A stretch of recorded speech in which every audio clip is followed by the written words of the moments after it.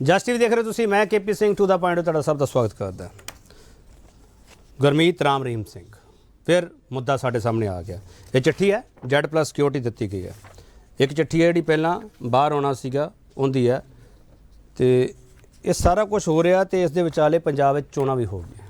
ਮੁੱਦਾ ਅੱਜ ਕਿਉਂ ਸਾਡੇ ਸਾਹਮਣੇ ਆਇਆ? ਮੁੱਦਾ ਇਸ ਕਰਕੇ ਸਾਹਮਣੇ ਆਇਆ ਕਿ ਰਾਮ ਰਹੀਮ ਨੂੰ ਖਤਰਾ ਦੱਸਿਆ ਜਾ ਰਿਹਾ। ਰਾਮ ਰਹੀਮ ਨੂੰ ਖਤਰਾ ਕਿਹਤੋਂ ਦੱਸਿਆ ਜਾ ਰਿਹਾ? ਇਹ ਸਵਾਲ ਆਪਣੇ ਵਿੱਚ ਉਨਾ ਕੀ ਵੱਡਾ ਜਿੰਨਾ ਰਾਮ ਰਹੀਮ ਤੋਂ ਬਾਹਰ ਰਹਿੰਦੇ ਲੋਕਾਂ ਨੂੰ ਖਤਰਾ ਸੀ ਜਦੋਂ ਤੱਕ ਰਾਮ ਰਹੀਮ ਜੇਲ੍ਹ ਵਿੱਚ ਨਹੀਂ ਗਿਆ ਸੀਗਾ। ਤਾਂ ਹੀ ਕਾਨੂੰਨ ਨੇ ਉਸ ਨੂੰ ਸਜ਼ਾ ਦਿੱਤੀ ਸੀਗੀ। ਪਰ ਹੁਣ ਜਿਹੜੀ ਇਸ ਮੁੱਦੇ ਤੇ ਰਾਜਨੀਤੀ ਹੋ ਰਹੀ ਹੈ ਉਹਦੇ ਵਿੱਚ ਹਵਾਲਾ ਕੀ ਦਿੱਤਾ ਜਾ ਰਿਹਾ? ਹਵਾਲਾ ਇਹ ਦਿੱਤਾ ਜਾ ਰਿਹਾ ਕਿ ਹਾਰਡ ਕੋਡ ਕ੍ਰਿਮੀਨਲ ਨਹੀਂ ਹੈਗਾ। ਇਹ ਬਹੁਤ ਸਾਰੇ ਸਵਾਲ ਸਾਡੇ ਸਾਹਮਣੇ ਖੜੇ ਆ। ਫਿਰ ਜੇ ਹਾਰਡ ਕੋਡ ਕ੍ਰਿਮੀਨਲ ਨਹੀਂ ਹੈਗਾ ਤੇ ਫਿਰ ਐਡੀ ਵੱਡੀ ਸਜ਼ਾ ਹੋਈ ਹੈ ਤੇ ਫਰਲੋ ਦੀ ਕੀ ਜ਼ਰੂਰਤ ਸੀਗੀ? ਪੈਰੋਲ ਤੇ ਵੀ ਆ ਸਕਦੇ ਸੀਗੇ। ਇਸ ਤੋਂ ਇਲਾਵਾ ਹੋਰ ਕਈ ਚੀਜ਼ਾਂ ਹੈਗੀਆਂ, ਕਾਨੂੰਨੀ ਗੱਲਾਂ ਹੈਗੀਆਂ। ਇਸ ਨੂੰ ਸਮਝਣ ਦੀ ਕੋਸ਼ਿਸ਼ ਕਰਾਂਗੇ। ਮੈਨੂੰ ਵੀ ਇੰਨਾ ਕੁਝ ਨਹੀਂ ਪਤਾ ਹੈਗਾ, ਪਰ ਇਹ ਪ੍ਰਸ਼ਾਸਨ ਦਾ ਫੈਸਲਾ, ਜੇਲ੍ਹ ਪ੍ਰਸ਼ਾਸਨ ਦਾ ਫੈਸਲਾ। ਉਸ ਤੋਂ ਬਾਅਦ ਬਹੁਤ ਸਾਰੀ ਸਿਆਸਤ ਹੁੰਦੀ ਹੈ ਤੇ ਇਸ ਸਿਆਸਤ ਦੇ ਵਿਚਾਲੇ ਪੰਜਾਬ ਚੋਣਾਂ ਦੇ ਵਿੱਚ ਇੱਕ ਇਸ਼ਾਰਾ ਕੀਤਾ ਜਾਂਦਾ ਹੈ। ਉਹ ਇੱਕ ਕੋਡ ਹੁੰਦਾ। ਕੋਡ ਕਈਆਂ ਨੂੰ ਪਤਾ ਵੀ ਲੱਗ ਗਿਆ ਹੋਊਗਾ। ਮੈਨੂੰ ਉਸ ਕੋਡ ਦੀ ਜ਼ਰੂਰਤ ਨਹੀਂ ਹੈਗੀ ਕਿਉਂਕਿ ਬਿਨਾਂ ਕੋਡ ਤੋਂ ਵੀ ਸਭ ਕੁਝ ਸਾਫ਼ ਦਿਖਦਾ ਪਿਆ। ਪਰ ਅਸੀਂ ਵੱਡਾ ਸਵਾਲ ਇਹ ਪੁੱਛਾਂਗੇ, ਰਾਮ ਰਹੀਮ ਅਤੇ ਖਤਰੇ ਦਾ ਕਨੈਕਸ਼ਨ ਕੀ?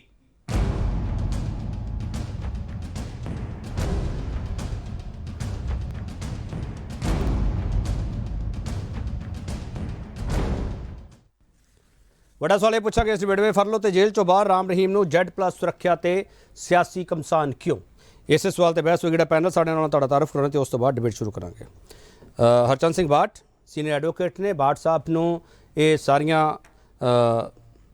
ਕਾਨੂੰਨੀ ਨੁਕਤੇ ਵੀ ਪਤਾ ਤੇ ਸਿਆਸੀ ਨੁਕਤੇ ਵੀ ਪਤਾ, ਪਰ ਇਹ ਜ਼ਿਆਦਾ ਕਾਨੂੰਨੀ ਨੁਕਤੇ ਤੇ ਕੇਂਦਰਿਤ ਰਹਿਣਗੇ। ਪੰਜਾਬ ਤੇ ਹਰਿਆਣਾ ਹਾਈ ਕੋਰਟ ਦੇ ਸੀਨੀਅਰ ਵਕੀਲ ਹੈ। ਬਾਟ ਸਾਹਿਬ ਤੁਹਾਡਾ ਬਹੁਤ ਸਵਾਗਤ ਹੈ।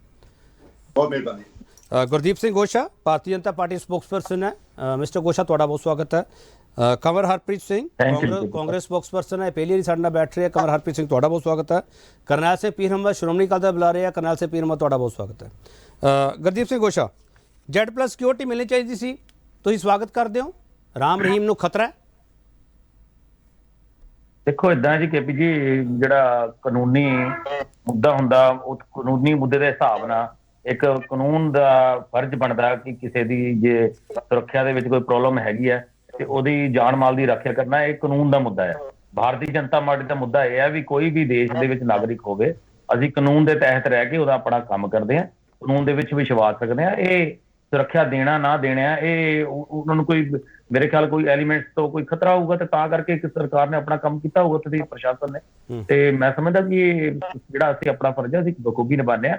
ਬਾਕੀ ਰਹੀ ਗੱਲ ਡੇਰਾ ਸਿਰਸੇ ਦੀ, ਕਾਂਗਰਸ ਵਾਲੇ ਵੀ ਬੜਾ ਮੁਸਕਰਾ ਰਹੇ ਆ। ਮੇਰੇ ਘਰ ਭਰਾ ਆ ਕੰਵਰ ਜੀ, ਪਰ ਮੈਂ ਉਹਨਾਂ ਨੂੰ ਬੇਨਤੀ ਕਰਦਾ ਕਿ ਉਹ ਵੀ ਡੇਰਿਆਂ ਤੇ ਜਾਂਦੇ ਰਹੇ, ਉਹਨਾਂ ਦੇ ਬੰਦੇ ਵੀ ਡੇਰਿਆਂ ਤੇ ਜਾਂਦੇ ਰਹੇ, ਉਹ ਵੀ ਸੁਰੱਖਿਆ ਦਿੰਦੇ ਰਹੇ।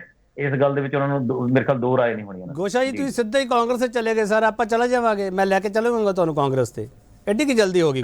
ਜੀ ਜੀ ਜੀ ਹਾਂ, ਮੈਂ ਉਹ ਮੁਸਕਰਾ ਰਹੇ ਸੀ, ਮੇਰਾ ਦਿਲ ਕੀਤਾ ਵੀ ਮੈਂ ਉਹਨਾਂ ਦਾ ਜਵਾਬ ਜ਼ਰੂਰ ਅੱਛਾ ਕਿਉਂਕਿ ਉਹਨਾਂ ਨੂੰ ਖੁਸ਼ੀ ਮਹਿਸੂਸ ਹੋ ਰਹੀ ਸੀ। ਠੀਕ। ਕੰਵਰ ਹਰਪ੍ਰੀਤ ਸਿੰਘ, ਰਾਮ ਰਹੀਮ ਨੂੰ ਖਤਰਾ, ਇਸ ਨੂੰ ਕਿਵੇਂ ਸਮਝਾਂ?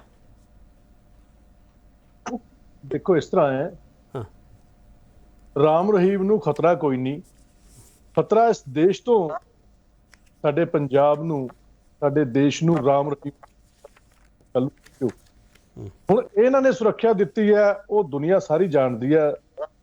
ਭਾਰਤੀ ਜਨਤਾ ਪਾਰਟੀ ਵਾਲੇ ਸਾਡੇ ਨਵੇਂ ਗਏ ਨੇ ਅਕਾਲੀ ਦਲ ਚੋਂ, ਤੇ ਇਹਨਾਂ ਨੂੰ ਉਹਨਾਂ ਦੇ ਜਿਹੜੇ ਆ ਕੰਮ ਕਰਨ ਦੇ ਤਰੀਕੇ ਸ਼ਾਇਦ ਪੂਰੀ ਤਰ੍ਹਾਂ ਗੋਸ਼ਾ ਜੀ ਗੱਲ ਇਹ ਹੈ ਵੀ ਠੀਕ ਹੈ, ਮੈਂ ਮੰਨਦਾ ਕਿ ਕਾਂਗਰਸ ਪਾਰਟੀ ਕਿਸੇ ਸਮੇਂ ਰਾਮ ਰਹੀਮ ਦੀ ਵੀ ਮਦਦ ਲਈ ਮੈਂ ਮੁੱਕਰਦਾ ਨਹੀਂ। ਹੋਰ ਡੇਰਿਆਂ ਦੀ, ਹੋਰ ਸਾਧਾ ਸੰਤਾਂ, ਸਾਰੇ ਸਿਆਸੀ ਲੋਕ ਕਿਤੇ ਨਾ ਕਿਤੇ ਅਮਦਾਦ ਲੈਂਦੇ ਆ। ਮੈਂ ਇਸ ਗੱਲ ਨੂੰ ਚੰਗਾ ਨਹੀਂ ਸਮਝਦਾ ਨਿੱਜੀ ਤੌਰ ਤੇ, ਪਰ ਮੈਂ ਇੱਥੇ ਅੱਜ ਜਿਹੜਾ ਕਰੰਟ ਇਸ਼ੂ ਹੈ ਇਸ ਦੇ ਉੱਤੇ ਮੈਂ ਇੱਕ ਗੱਲ ਕਰਨੀ ਚਾਹੁੰਦਾ ਕਿ ਬਲਾਤਕਾਰ ਦੇ ਸੰਗੀਨ ਇਲਜ਼ਾਮਾਂ ਦੇ ਤਹਿਤ ਜਿਸ ਬੰਦੇ ਨੂੰ ਸਜ਼ਾ ਹੋਈ ਹੋਵੇ, ਬੰਦੇ ਦੇ ਦੋਸ਼ ਸਾਬਤ ਹੋਈ, ਕਈ ਕਤਲਾਂ ਦਾ ਦੋਸ਼ੀ ਹੋਵੇ, ਕਈ ਕੇਸ ਉਹਦੇ ਤੇ ਅਜੇ ਵੀ ਚੱਲ ਰਹੇ ਹੋ, ਜੇਲ੍ਹ ਚੋਂ ਬਾਹਰ ਲਿਆ ਕੇ ਪੈਰੋਲ ਤੇ ਫਰਲੋ ਤੇ ਉਸ ਬੰਦੇ ਦੀ ਮਦਦ ਲਈ ਜਾਵੇ, ਇਹ ਸਿਆਸਤ ਦਾ ਮੈਂ ਸਮਝਦਾ ਸਭ ਤੋਂ ਨੀਵਾਂ ਪੱਧਰ ਹੈ। ਇਸ ਦੇਸ਼ ਨੂੰ, ਇਸ ਦੇਸ਼ ਦਾ ਦੁਖਾਂਤ ਇਸ ਦੇਸ਼ ਦੇ ਸਿਆਸੀ ਲੋਕਾਂ ਦਾ ਜਿਹੜਾ ਘਿਰਣਾ ਦਾ ਪਾਤਰ ਬਣ ਜਾਣਾ, ਇਸ ਤੋਂ ਵੱਡਾ ਨਹੀਂ ਜੇ ਸਿਆਸਤ ਦਾ ਨੀਵਾਂ ਪੱਧਰ ਹੈ ਕਮਲ ਹਰਪ੍ਰੀਤ ਸਿੰਘ, ਕਿ ਤੁਸੀਂ ਇਸ ਦੇ ਖਿਲਾਫ ਕੋਈ ਪਟੀਸ਼ਨ ਦਾਇਰ ਕਰ ਸਕਦੇ ਹੋ ਬਤੌਰ ਕਾਂਗਰਸ ਪਾਰਟੀ ਜਾਂ ਨਹੀਂ?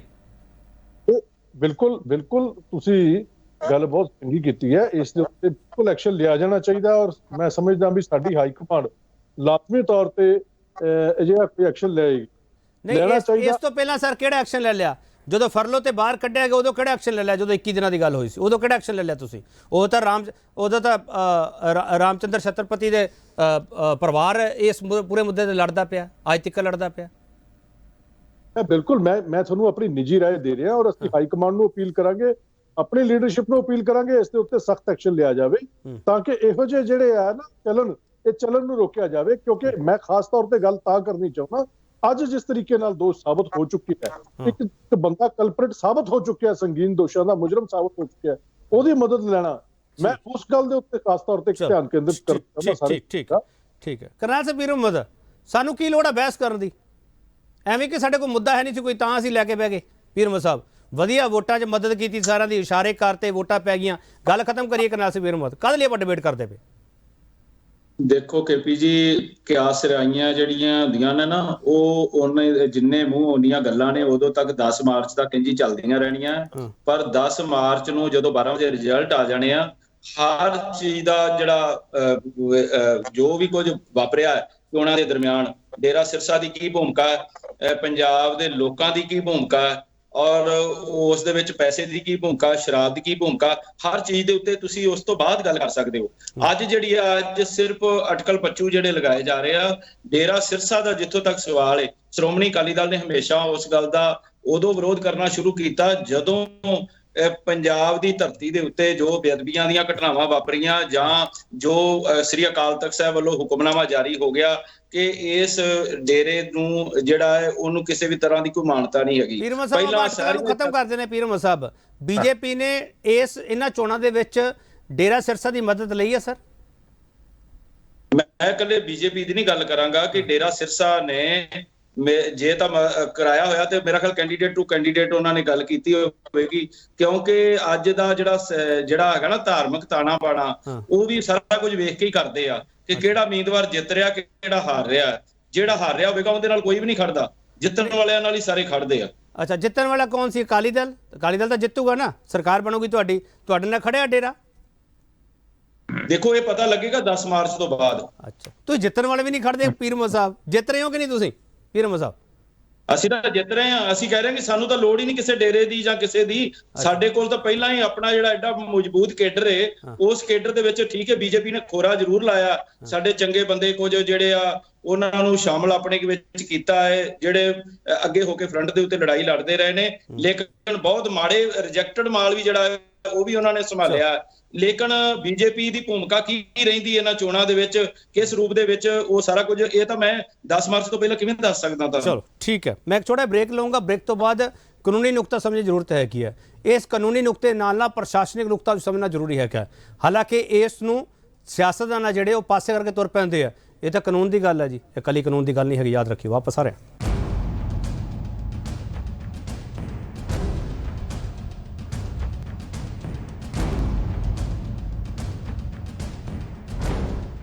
ਤੇ ਵੱਡਾ ਸਵਾਲ ਅਸੀਂ ਇਹ ਪੁੱਛ ਰਹੇ ਫਰਲੋ ਤੇ ਜੇਲ੍ਹ ਚੋਂ ਬਾਹਰ ਰਾਮ ਰਹੀਮ ਨੂੰ Z+ ਸੁਰੱਖਿਆ ਤੇ ਸਿਆਸੀ ਘਮਸਾਨ ਕਿਉਂ?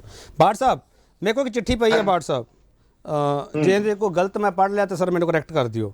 ਇਹ 'ਚ ਲਿਖਿਆ regarding threat to Gurmeet Ram Rahim Singh from pro Khalistan activist.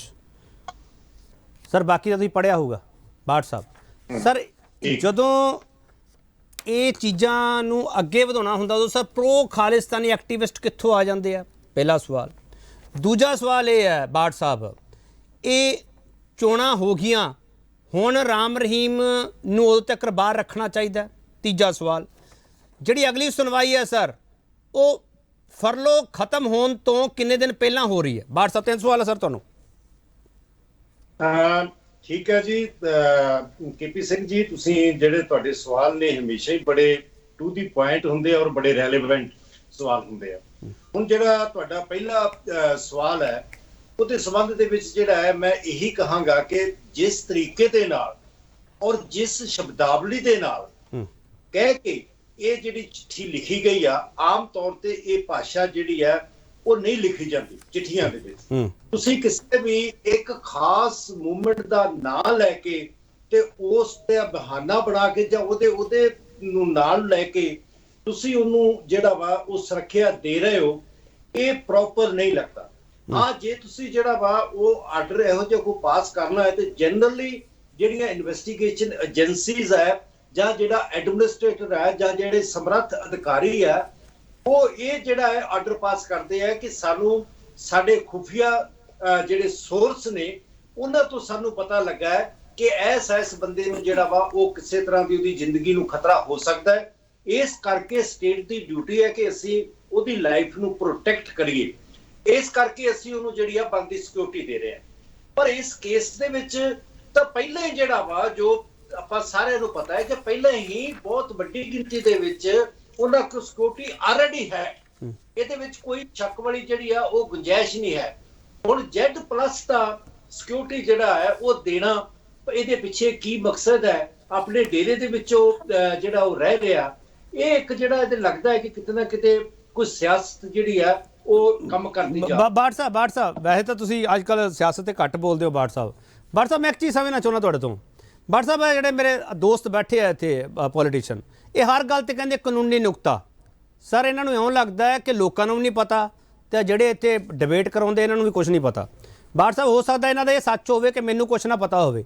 Bath ਸਾਹਿਬ, ਮੈਨੂੰ ਇਹ ਸਮਝਾ ਦਿਓ, ਇਹ ਕਾਨੂੰਨੀ ਨੁਕਤੇ ਤਹਿਤ ਸਿਕਿਉਰਿਟੀ ਦਿੱਤੀ ਜਾਂਦੀ ਹੈ, ਸਿਆਸੀ ਨੁਕਤੇ ਤਹਿਤ ਸਿਕਿਉਰਿਟੀ ਦਿੱਤੀ ਜਾਂਦੀ? ਸਰ, ਮੈਨੂੰ ਸਮਝਾ ਦਿਓ। ਮੇਰਾ ਨਾਲ ਸਵਾਲ ਇਹ ਹੈ, ਫਰਲੋ ਹੈ ਜਿਹੜੀ ਉਹ ਕਾਨੂੰਨੀ ਨੁਕਤੇ ਤਹਿਤ ਦਿੱਤੀ ਗਈ ਹੈ ਜਾਂ ਸਿਆਸੀ ਨੁਕਤੇ ਤਹਿਤ ਦਿੱਤੀ ਗਈ ਹੈ? ਦੇਖੋ, ਜਿਹੜਾ ਤੁਸੀਂ ਕਿਹਾ ਕਿ ਜਿਹੜੀ ਸਿਕਿਉਰਿਟੀ ਹੈ, ਉਹ ਸਿਕਿਉਰਿਟੀ ਜਿਹੜਾ ਇਹ ਬਿਲਕੁਲ ਹੀ ਇੱਕ ਐਡਮਿਨਿਸਟ੍ਰੇਟਿਵ ਜਿਹੜਾ ਐਕਟ ਹੈ, ਜਿਹੜਾ ਪ੍ਰਸ਼ਾਸਨ, ਪੁਲਿਸ ਤੇ ਉਹਦੀਆਂ ਸਿਕਿਉਰਿਟੀ ਏਜੰਸੀਜ਼ ਜਿਹੜੀਆਂ ਉਹਨਾਂ ਦੀ ਜੋ ਆਊਟਪੁੱਟ ਹੈ, ਜੋ ਮਤਲਬ ਇਹਨਾਂ ਸਰਕਾਰ ਨੂੰ ਆਪਣੇ ਤੌਰ ਤੇ ਇਨਫੋਰਮੇਸ਼ਨ ਦਿੰਦੀਆਂ ਨੇ, ਉਹਦੇ ਉੱਤੇ ਬੇਸਡ ਹੁੰਦੀ ਹੈ। ਉਹਦੇ ਵਿੱਚ ਸਿੱਧਾ ਜਿਹੜਾ ਵਾ ਕੋਈ ਅਸੀਂ ਕਹਿ ਦਈਏ ਵੀ ਕਾਨੂੰਨ ਦਾ ਜਿਹੜਾ ਵਾ ਉਹ ਕੋਈ ਜਿਹੜਾ ਨਹੀਂ ਹੈ।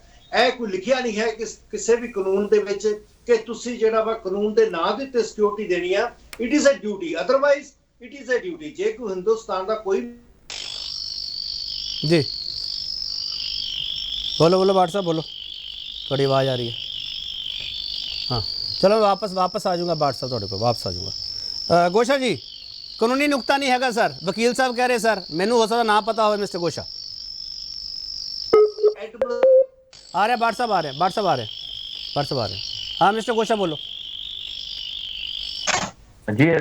जी बाठ साहब ने जी गल की है कि ਏਜੰਸੀਆਂ ਹੁੰਦੀਆਂ, ਮੈਂ ਉਹਨਾਂ ਨੂੰ ਜਾਣਕਾਰੀ ਲਈ ਵੱਧ ਦੱਸਦਾ। ADG CID ਦੇ ਜੇ ADG ਹੈ, ਉਹਨਾਂ ਨੇ ਰੋਹਤਕ ਰੇਂਜ ਦੇ ਕਮਿਸ਼ਨਰ ਸਾਹਿਬ ਨੂੰ ਇਹ ਲੈਟਰ ਲਿਖੀ ਹੈ ਕਿ ਉਹਨਾਂ ਦੀ ਜਾਨ ਨੂੰ ਕੋਈ ਖਤਰਾ, ਕੁਝ ਐਸੇ ਐਲੀਮੈਂਟਸ ਹੈਗੇ ਆ ਜਿਹੜੇ ਉਹਨਾਂ ਨੂੰ ਜਾਨ ਤੋਂ ਮਾਰ ਸਕਦੇ ਆ, ਤਦ ਕਰਕੇ ਜੈਡ ਸਿਕਿਉਰਿਟੀ ਦਿੱਤੀ ਗਈ ਆ। ਇਹ CID ਦੇ ਵੱਲੋਂ ਰਿਪੋਰਟ ਹੈ। ਤੇ ਦੂਜੀ ਗੱਲ ਹੈ, ਮਾਣਯੋਗ ਸਾਡੇ ਅਕਾਲੀ ਦਲ ਦੇ ਬੁਲਾਰੇ ਬੋਲ ਰਹੇ ਸੀਗੇ ਗੋਸ਼ਾ ਜੀ ਦੀ ਮਦਦ ਕਰਦੇ ਆ। ਆਪਾਂ ਇੱਕ ਚੀਜ਼ ਕਨਫਰਮ ਕਰ ਲਈਏ। ਗੋਸ਼ਾ ਜੀ ਕਰ ਲਿਓ ਅਕਾਲੀ ਦਲ ਤੇ ਅਟੈਕ ਸਰ, ਮੈਂ ਮਨਾ ਨਹੀਂ ਕਰਦਾ।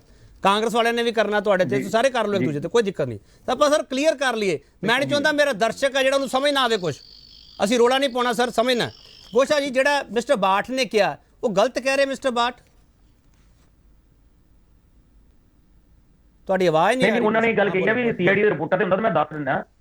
ਮੈਂ ਦੱਸ ਰਿਹਾ ਵੀ CID ਦੇ ਹੀ ADG ਸਾਹਿਬ ਨੇ ਲਿਖਿਆ, ਉਹਦੇ ਕਰਕੇ ਇਹ ਸਾਰਾ ਕੁਝ ਹੋਇਆ। ਨਹੀਂ ਸਰ, ਸਵਾਲ ਹੈ ਗੋਸ਼ਾ ਜੀ, ਸਵਾਲ ਇਹ ਹੈ, ਇਹ ਐਡਮਿਨਿਸਟ੍ਰੇਸ਼ਨ ਵਾਲਾ ਫੈਸਲਾ ਜਾਂ ਲੀਗਲੀ ਡਿਸੀਜਨ ਹੈਗਾ ਸਰ? ਉਹ ਸਵਾਲ ਹੈ ਸਰ ਗੋਸ਼ਾ ਜੀ। ਇਹ CID ਵੱਲੋਂ ADG ਸਾਹਿਬ ਵੱਲੋਂ ਇੱਕ ਲੈਟਰ ਲਿਖਿਆ ਗਿਆ ਰੋਹਤਕ ਰੇਂਜ ਦੇ ਕਮਿਸ਼ਨਰ ਸਾਹਿਬ ਨੂੰ ਕਿ ਉਹਨਾਂ ਦੀ ਜਾਨ ਨੂੰ ਖਤਰਾ, ਕੁਝ ਐਲੀਮੈਂਟਸ ਹੈ ਇਹਨਾਂ ਨੂੰ ਮਾਰਨਾ ਚਾਹੁੰਦੇ ਆ, ਤਦ ਕਰਕੇ ਸਿਕਿਉਰਿਟੀ ਦਿੱਤੀ ਗਈ ਹੈ। ਯਾਨੀ ਕਿ ਆਪਾਂ ਇਹ ਸਮਝੀਏ ਪ੍ਰਸ਼ਾਸਨ, ਗੋਸ਼ਾ ਜੀ, ਪ੍ਰਸ਼ਾਸਨ ਬੇਸਡ ਪੋਲੀਟੀਕਲ ਫੈਸਲਾ ਨਹੀਂ, ਇਹ ਤੁਹਾਡੇ ਵੱਲੋਂ ਹੋ ਸਕਦਾ। ਮੇਰੇ ਹਿਸਾਬ ਨਾਲ ਕਾਨੂੰਨੀ ਨੁਕਤੇ ਦੇ ਹਿਸਾਬ ਨਾਲ ਹੀ ਸਾਰੀ ਚੀਜ਼ ਬਣੀ। ਚਲੋ ਮੈਂ ਤਾਂ ਸਰ ਇਹੀ ਸਮਝਣ ਦੀ ਕੋਸ਼ਿਸ਼ ਕਰ ਰਿਹਾ ਜੀ, ਮੈਨੂੰ ਹੋ ਸਕਦਾ ਨਾ ਪਤਾ ਹੋਵੇ ਕਿਉਂਕਿ ਅੰਗਰੇਜ਼ੀ ਮੈਨੂੰ ਘੱਟ ਪੜ੍ਹਨੀ ਆਉਂਦੀ ਹੈ ਸਰ।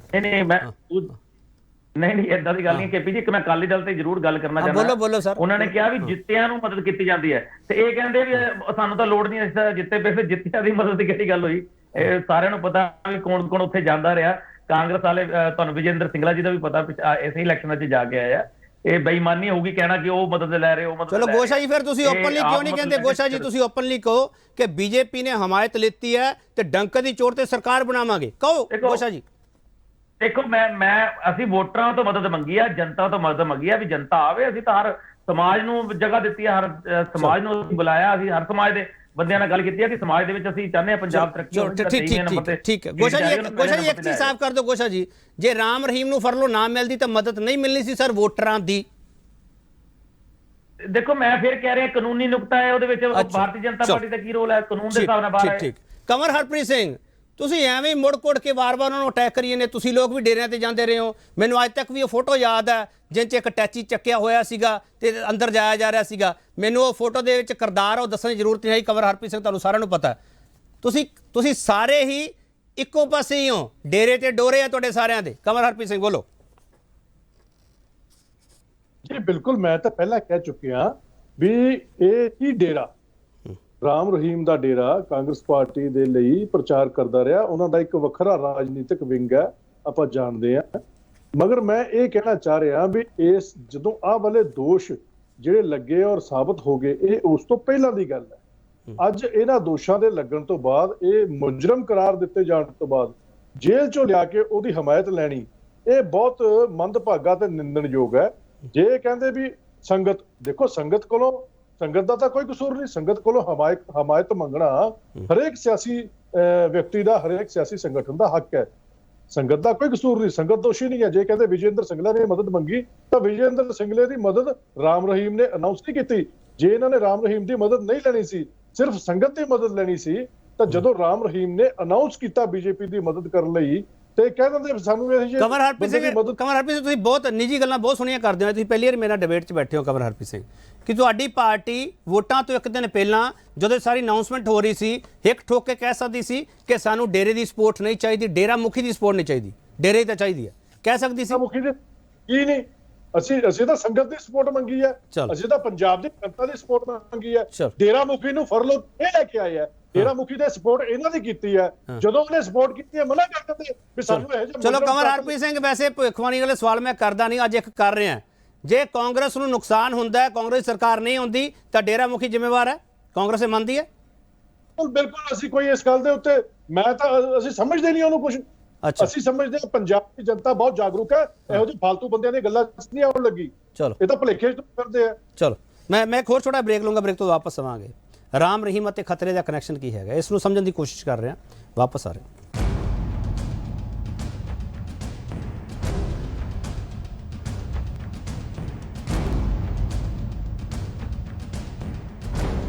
ਬੜਾ ਸਵਾਲ ਅਸੀਂ ਇਹ ਪੁੱਛ ਰਹੇ ਹਾਂ, ਫਰਲੋ ਤੇ ਜੇਲ੍ਹ ਤੋਂ ਬਾਹਰ ਰਾਮ ਰਹੀਮ ਨੂੰ Z+ ਸੁਰੱਖਿਆ ਤੇ ਸਿਆਸੀ ਕਮਸਾਨ ਕਿਉਂ? ਪੀਰ ਅਹਿਮਦ ਸਾਹਿਬ, ਇੱਕ ਮੈਂ ਚੀਜ਼ ਤੁਹਾਨੂੰ ਸਮਝਣਾ, ਬਤੌਰ ਅਕਾਲੀ ਦਲ ਦੇ ਬੁਲਾਰੇ ਨਹੀਂ ਮੈਂ ਸਮਝਣਾ ਚਾਹੁੰਦਾ, ਮੈਂ ਇੱਕ ਸਿਆਸਤਦਾਨ ਦੇ ਤੌਰ ਤੇ, ਇੱਕ ਨਾਗਰਿਕ ਤੌਰ ਤੇ ਸਮਝਣਾ ਚਾਹੁੰਦਾ।